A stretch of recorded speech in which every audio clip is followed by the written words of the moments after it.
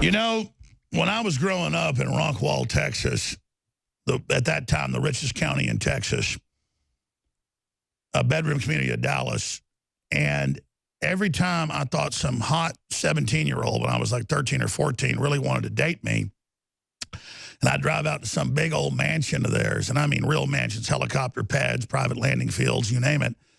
God almighty, at the third or fourth time I'd been with them, they'd tell me, by the way, we worship this God, and we want you to come to this event. We want you to engage in this activity because Lucifer's really God. And, you know, I told people those stories when I first got on air 20 years ago, and it kind of sounded a little bit hokey, but now you see it all over the mainstream media. And there's a spiritual component to this. It's not a power trip. They knew interdimensionally, because believe me, they weren't trying to get the average person to go do that. Everybody thought like, why are you dating the head cheerleader or the head senior when you're a freshman in high school? Well, because, you know, she was driving me out there in her $100,000 Mercedes, and that was 30-something years ago. Driving me out there in her $100,000 Mercedes, that'd be a $300,000 Maybach today, to try to get me into the cult. And then I was about 16 and got taken by a girl out to the lake. And this big vineyard. It was way out in Hunt, way out outside Dallas. And I saw these police cars pulling up, and people getting out and saying, we're going to have a bonfire, Alex, don't be scared. And started seeing people putting black hoods on. These weren't KKK hoods. These were black hoods.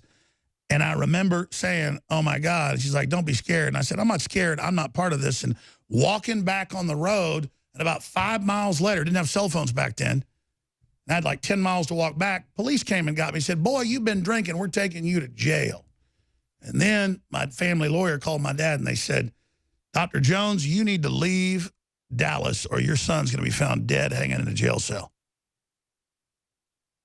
Now, later, the last laugh happened when the sheriff and others got busted for narcotics. And Texas Monthly did a story about it and didn't believe me and actually went back and asked people. And they said, no, that actually went on. Now, look how crazy that was 30-plus years ago. I'm 44. So I was about 13, 14 when all that started. And look what we've done against the globalists. Look at Bohemian Grove. Look at it all. All of us are being called towards a quickening. And we're either going to resonate with the dark satanic force or the force of life. We're going to resonate with the Roundup and the genetic engineering and the nuclear war. We're going to resonate with happy green fields and butterflies and our children. And the strongest people out there don't choose the evil. They're strong enough to buck it and to go through it. And I don't tell you that story to sit there and impress you. Because I'll be honest with you, I love women and they were great pieces of ass. But they weren't there to get me because they thought I was good looking. They were there to get me because evil knew. Because let me tell you, they weren't going after other 13 and 14-year-olds in the high school.